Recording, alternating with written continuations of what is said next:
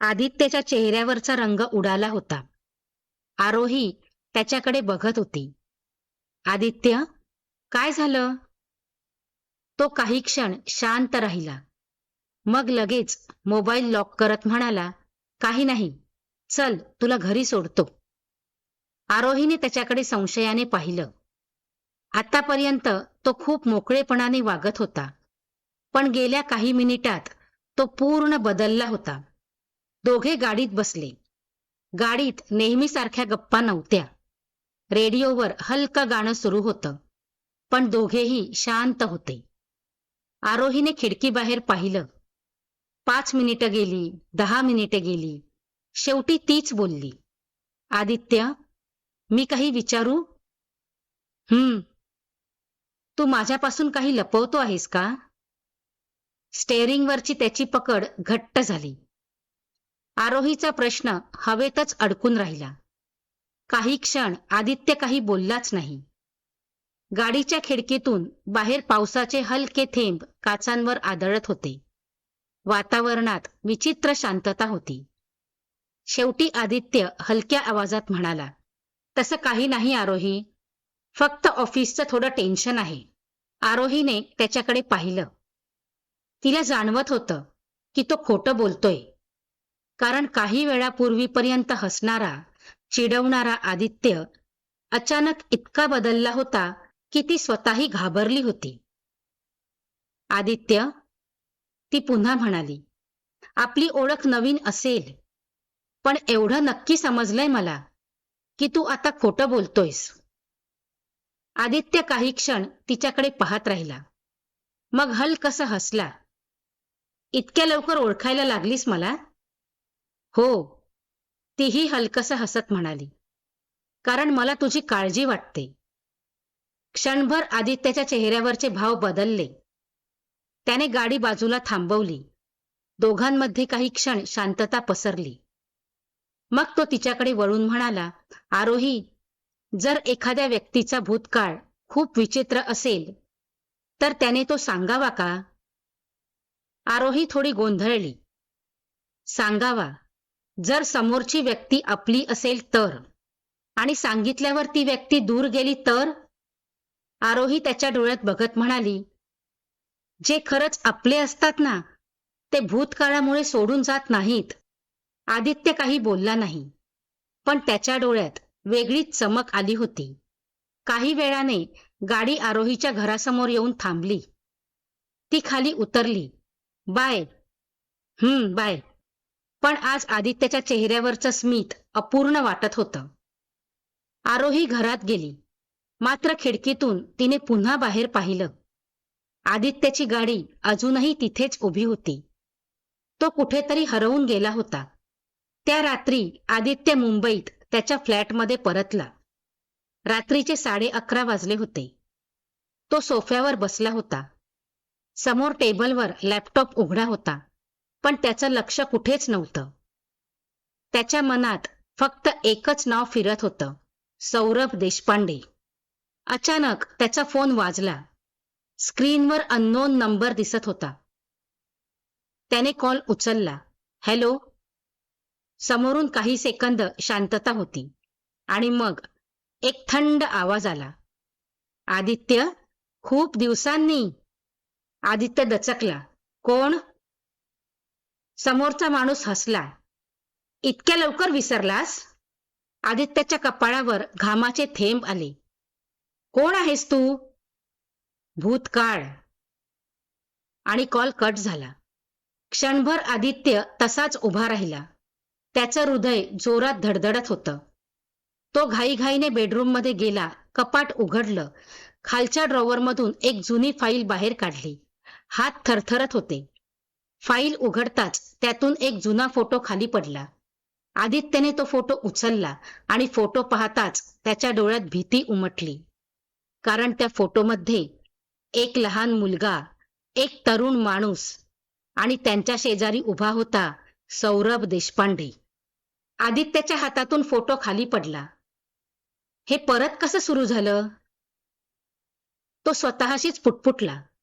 आणि त्याच क्षणी दुसरा मेसेज आला. आता सत्य आरोहीपर्यंत पोहोचायला जास्त वेळ लागणार नाही. आदित्यच्या चेहऱ्यावरचा रंग पुन्हा उडाला. रात्रीचे जवळजवळ 12 वाजले होते. मुंबईच्या उंच इमारतीच्या काचेवर पावसाचे थेंब हळूहळू ओघळत होते. संपूर्ण शहर झोपलं होतं, पण आदित्यच्या डोळ्यांवर झोप नव्हती. त्याच्या हातात अजूनही तो जुना फोटो होता. फोटोमध्ये एक लहान मुलगा, त्याच्या शेजारी एक तरुण माणूस आणि बाजूला उभा असलेला सौरभ देशपांडे. आदित्य पुन्हा पुन्हा फोटोकडे पाहत होता. त्याच्या डोळ्यांसमोर जुन्या आठवणी चमकू लागल्या. त्याला रात्रभर झोप लागली नाही. दुसऱ्या दिवशी ऑफिसमध्ये सुद्धा त्याच्या डोक्यात तेच विचार चालू होते. अचानक सर, दारावर टकटक झाली. आदित्य भानावर आला. त्याचा विश्वासू सहाय्यक रोहन आत आला. सर, ही मीटिंगची फाईल. पण रोहनचं वाक्य मध्येच थांबलं, कारण त्याने आदित्यचा चेहरा पाहिला. सर, तुम्ही ठीक आहात ना? आदित्य म्हणाला, हो, मी ठीक आहे. रोहन काही क्षण त्याच्याकडे बघत राहिला. सर, मी 5 वर्षांपासून तुमच्या सोबत आहे. तुम्ही काहीतरी लपवत आहात. आदित्यने एक दीर्घ श्वास घेतला. रोहन, कधी कधी काही गोष्टी अशा असतात ज्या भूतकाळातच राहिलेल्या बऱ्या असतात. रोहन शांत झाला. इकडे सकाळी पुण्यात आरोही उठल्यापासून विचित्र अस्वस्थ होती. रात्रीपासून आदित्यचा एकही मेसेज आला नव्हता. नेहमी सकाळी उठल्यावर त्याचा पहिला मेसेज असायचा, गुड मॉर्निंग स्लीपी क्वीन. आज काहीच नव्हतं. तिने स्वतःच मेसेज केला, गुड मॉर्निंग. 5 मिनिटं, 10 मिनिटं, अर्धा तास उत्तर आलं नाही. तिच्या मनात काळजी वाढू लागली. तेवढ्यात मीनाताई बाहेरून ओरडल्या, आरोही, नाश्ता करायला ये. येते आई. ती खाली आली, पण तिचं लक्ष सारखं मोबाईलकडेच होतं. शरदरावांनी तिच्याकडे बघितलं. काय ग, आज एवढी शांत का? काही नाही बाबा. मीनाताई लगेच हसल्या. अगं, आम्हाला पण कळतं बरं का. आरोही लाजली. आई. मुंबईत आदित्य ऑफिसमध्ये बसला होता. समोर मीटिंग सुरू होती, पण त्याचं लक्ष नव्हतं. अचानक त्याचा फोन वाजला. Unknown number. यावेळी त्याने लगेच कॉल उचलला. कोण आहेस तू? समोरून पुन्हा तोच थंड आवाज आला. घाई करू नकोस आदित्य. खेळ तर आत्ता सुरू झाला आहे. तुला काय हवंय? मला काही नको. क्षणभर शांतता. फक्त आरोहीला सत्य कळायला हवं. आदित्य जोरात ओरडला, तिचं नाव घेऊ नकोस. कॉल कट झाला. ऑफिसमधले सगळे लोक आदित्यकडे पाहू लागले. तो लगेच उठला आणि बाहेर निघून गेला. सायंकाळी आदित्य अचानक पुण्यात आला. आरोहीच्या घरासमोर गाडी थांबली. दरवाजा उघडला आणि समोर आरोही उभी होती. तिने आदित्यकडे पाहिलं. क्षणभर तिच्या चेहऱ्यावर आनंद आला, पण लगेच ती नाराज होऊन म्हणाली, सकाळपासून एक मेसेज नाही, एक कॉल नाही. आदित्य फक्त तिच्याकडे पाहत राहिला.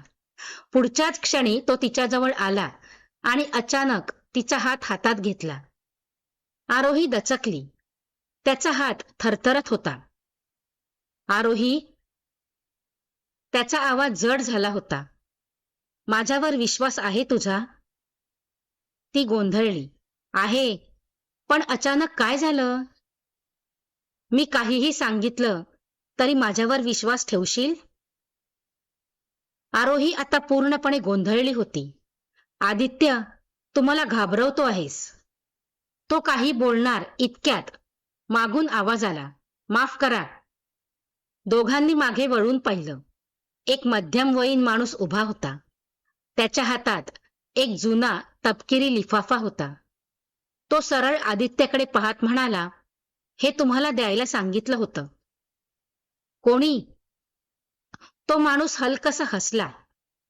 सौरभ देशपांडे. क्षणभर आदित्यच्या चेहऱ्यावरचा रंग उडाला आणि आरोही जागच्या जागी थबकली. कारण तिच्या बाबांच्या हरवलेल्या भावाचं नाव पुन्हा समोर आलं होतं. पण सौरभ तर अनेक वर्षांपासून बेपत्ता होता ना.